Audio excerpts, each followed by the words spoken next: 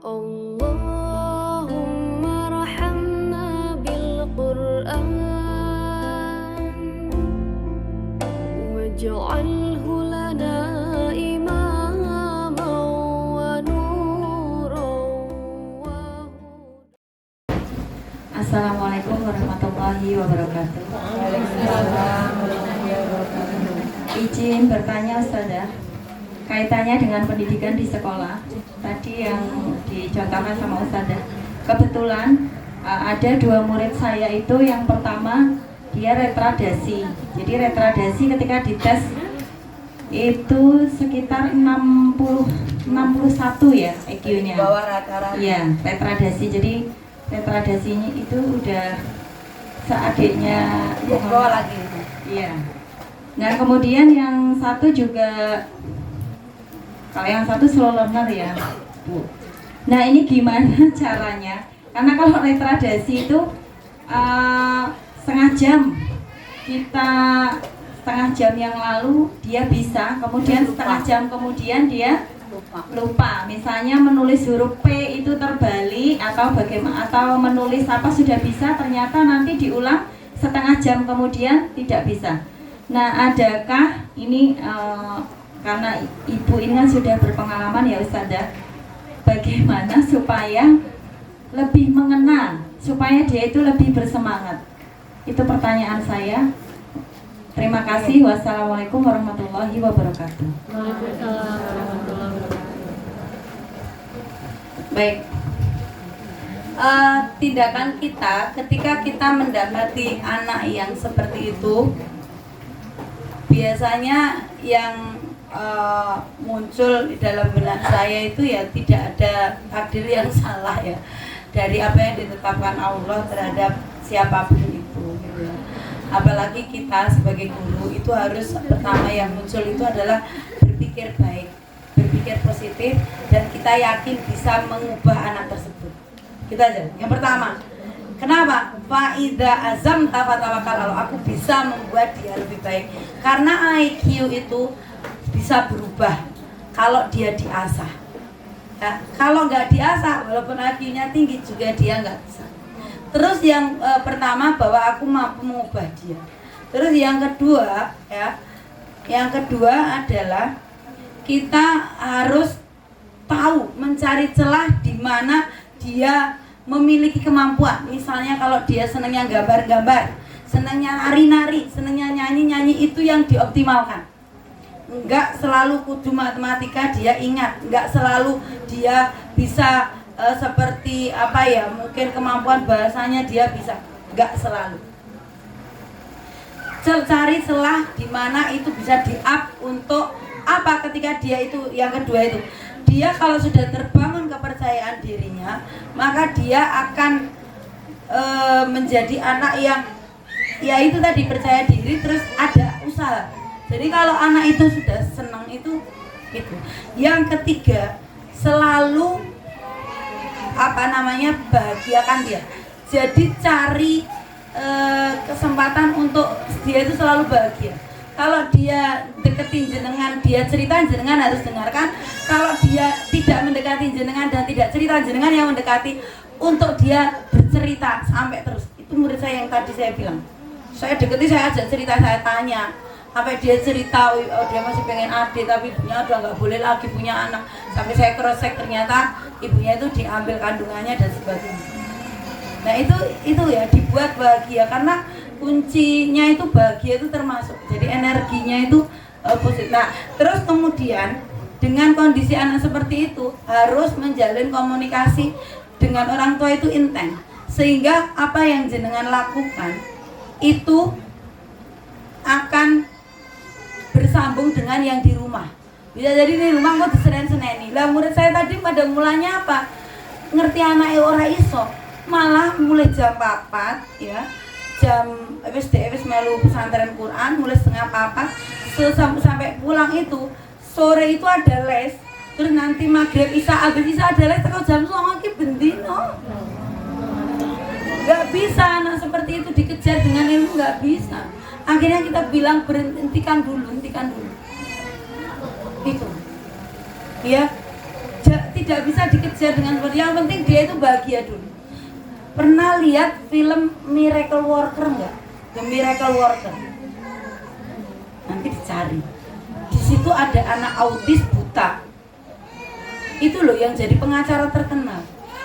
Jadi umur 45 tahun, dia itu misalnya autis, buta, ngamuk, makan ra cocok meja di broke gitu. Suruh kekuatannya luar biasa. Tapi ada guru yang bisa mengajari dia. Pelan. Dia itu nggak ngerti air itu kayak apa, pasir itu kayak apa. Dia belajar hari ini tentang air. Nenggone keran water. Anget, dingin, panas misalnya seperti itu. Air. Terus dia menceritakan tentang air. Besoknya dicari filmnya The Miracle World. Yang pada akhirnya dia jadi pengacara terkenal di dunia. Siapa sih? Lupa saya. The Miracle World. Itu anak yang tidak, yang bukan di bawah seluruh, maksudnya dia autis yang dia nggak bisa apa, buta lagi. Artinya tidak ada yang tidak mungkin. Orang Nabi Zakaria aja dinyatakan mandul, dia bisa. Artinya apa? Anak indah dunia kita harus, dan pikiran orang tua harus diberikan pemahaman bahwa pikiran positif itu menjadikan membantu mengalirkan energi yang positif, batin yang positif, kata-kata yang positif, tindak tanduk yang positif. Bahasa tubuh jenengan itu ke anak itu punya pengaruh. Itu ya, punya pengaruh sehingga terus seperti itu. Dan jangan lupa tetap minta tolong sama Allah juga. Jadi dari teori yang saya sampaikan tadi, dimulakan jangan pernah lupa. Saya selalu begitu. Jangan pernah lupa menggandeng Allah dalam setiap urusan. Bahkan membiasakan sholat itu ya, istikharah itu tiap pagi minta petunjuk ya. Saya sholat istikharah itu tiap pagi.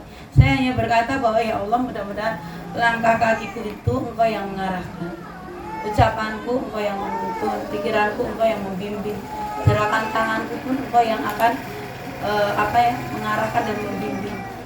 Terus baru ya Allah, mudahkan urusanku hari ini, tambahkan rezekiku, aku akan menjadi begini dengan ilmuku yang tidak seberapa, bisa berbagi, bisa menginspirasi banyak orang.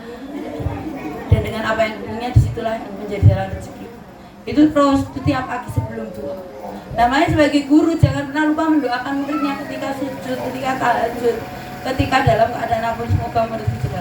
Saya kan selalu cerita, Mbak Ustazah Aton itu kan cerita nih gitu. Kita itu setiap pagi berdoa bersama. Bahkan setiap Jumat berdoa bersama. Apain? Saya bilang ya Allah, semoga saya kalau doa serius. Selain doa itu khusus di hari Jumat, saya selalu ya Allah, selain minta ampun, semoga muridku yang ada di ruangan ini, di kelas ini menjadi anak yang cerdas, menjadi anak yang soleh, menjadi anak yang berprestasi. Engkau jernihkan pikirannya, Engkau tambahkan kecerdasannya, Engkau memudahkan menyerap ilmunya, pokoknya sing apik-apik. Engkau antarkan menuju sukses. Yang saat ini belum paham, Engkau yang akan memudahkan memudahkan anak memahami sampai dia menjadi cerdas bukan kita. Allah semua itu kalau kita belajar tahu itu sampai seperti. Jadi itu tadi. Nah, jangan pernah lupa diajak berdoa. Orang tuanya juga dikuatkan seperti itu. Terus nanti setelah mendoakan anak-anak ya, saya doakan orang tuanya. Ya. Wa anta bimisli wa anta, malaikat itu bilang kalau kita itu mendoakan orang lain dan kamu semisal itu yang kamu doakan. Jadi saya doakan orang tuanya banyak rezekinya, yang sempit hidupnya diberikan kemudahan, yang belum punya rumah sampai gitu, yang belum punya rumah diberikan rumah. Itu sampai seperti itu. Ya, di sini juga ada asisten saya itu begitu. Itu hasilnya ada, dan kalian menjadi anak-anak itu. Ya bahkan saya gini, yang sudah punya rumah diberi pengen nambah rumah lagi, ya ada seperti itu diberikan gitu, boleh. Ya gak salah. Ada yang pengen adik, terus nanti kalau doa aku doakan pengen adik, ya aku lama nggak punya adik, semoga punya adik. Ada yang seperti itu. Ini perlu dicocokkan dengan orang tua nih, anak yang pengen adik, ibu ini pengen adik. Gue doanya rakelap gitu ya. Nah itu terus nanti habis itu doakan untuk ustazah ya, minta diaminkan mereka, semoga itu adalah momen-momen terindah, dan itu sih saya lakukan. dan tidak ada kelas lain yang melakukan. Makanya saya ini ketok tularkan kebaikan, karena itu mustajabnya doa. La yarudul qadha ila doa, tidaklah berubah takdir tadi kecuali dengan doa. Nah kita tahu Ibnu Hajar Asqalani kan nggak bisa, Einstein itu juga siapa kan gitu, tapi Allah tiba-tiba kasih kecerdasan, ya kun fayakun lah, itu seperti itu. Nah itu ya. Terus mungkin orang tuanya suruh nyolawati kepalanya. Sholawat itu kenapa? Kalau dokter Aisyah Dahlan itu Nur Muhammad itu diciptakan sebelum menciptakan alam semesta. Jadi ruhnya Muhammad itu seperti itu. Maka ketika kita bersolawat, energi sel-sel itu tuh hidup. Itu sel-sel itu hidup. Jadi anak kita sering kita solawat, kita solawati gitu ya. Pas tidur doakan. Akan ya, mudah-mudahan dimudahkan dan putra-putra kita, keturunan kita diberikan kecerdasan. Jazakillah khairan katsira Ustazah. Untuk Bubi mungkin sudah cukup belum? Atas jawabannya alhamdulillah sudah Ustazah. Oke, untuk pertanyaan selanjutnya mungkin satu kali bisa Ustazah? Oke. Satu pertanyaan lagi mungkin dari Bunda, ada yang mau bertanya silakan. Monggo, nggak usah malu-malu. Wonten-wonten Bunda? Kalau tidak ada, mungkin saya mewakili dari para Bunda. Jadi mungkin kita sudah satu frekuensi dengan suami dalam memilih pendidikan anak, gitu Ustazah. Kita kepenginnya memberikan pendidikan yang terbaik untuk Ananda.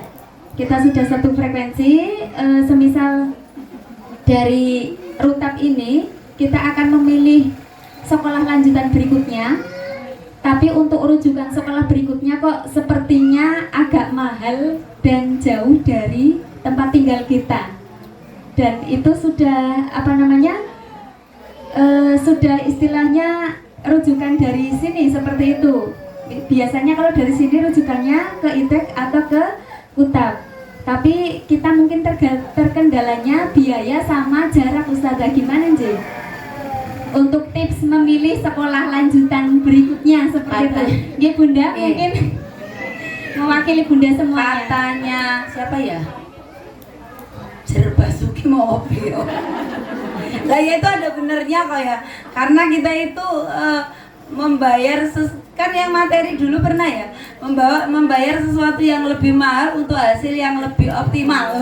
Membayar sesuatu yang lebih mahal karena rezeki itu datangnya dari Allah. Jangan mikir iya kita itu kalau tawakalnya diperbesar, jangan khawatir. Ait Al-Qarni, Dr. Ait Al-Qarni yang nulis buku Latazan itu bilang, kita itu naik pesawat, kita nggak pernah tahu pilotnya loh. Tahu pilotnya yang naik pesawat, saya itu sering naik pesawatnya, aku nggak pernah tahu pilotnya, kecuali waktu saya umroh yang tahun berapa ya, itu pas transit di Aceh dia sempat menyapa kita keluar dari tempat pilot sana, menyapa, aku tahu itu satu kali. Nah kita itu naik pesawat di angkasa yang tinggi itu kita tenang, padahal kita nggak ngerti pilotnya kayak apa, ya kan? Terus kita itu naik kapal mengarungi bahtera yang seperti itu gelombangnya, kita nggak pernah ngerti nakodanya. Nah kenapa kok kita itu khawatir menjalani kehidupan ini sementara yang nyetir itu yang mahal segala ya gitu ya. Nah makanya tawakal itu diperbesar supaya keajaiban itu datang secara maksimal juga. Maka ketika kita itu tadi sekiranya memang itu rujukan dari Rutab, ya bismillah dulu, bismillah. Kalau saya gitu, segalanya bismillah. Kalau niat kita baik, Allah kasih jalan. Karena rezeki itu jangan berpikir dari jenengan bekerja di mana kira-kira uangnya 1 juta cukup, enggak. Nanti akan ada yang lain. Karena saya mengalami hal seperti itu fakta gitu ya. Kalau dihitung, hanya tuh guru SMA IT. Anak saya kuliah di kedokteran 1 semester tuh kalau koas tuh berapa? Belum yang lain-lain, 13 juta. Negeri tuh, yang swasta nggak tahu. Nah, kalau dihitung tanya itu guru-guru SDIT itu, Ustazah yang itu yang tua itu loh, UKS Tia, Ustazah Tia itu kan, yang di SD itu. Nah, dihitung ra cukup, tapi Allah ngasih jalan. Nanti mesti akan ada petunjuk.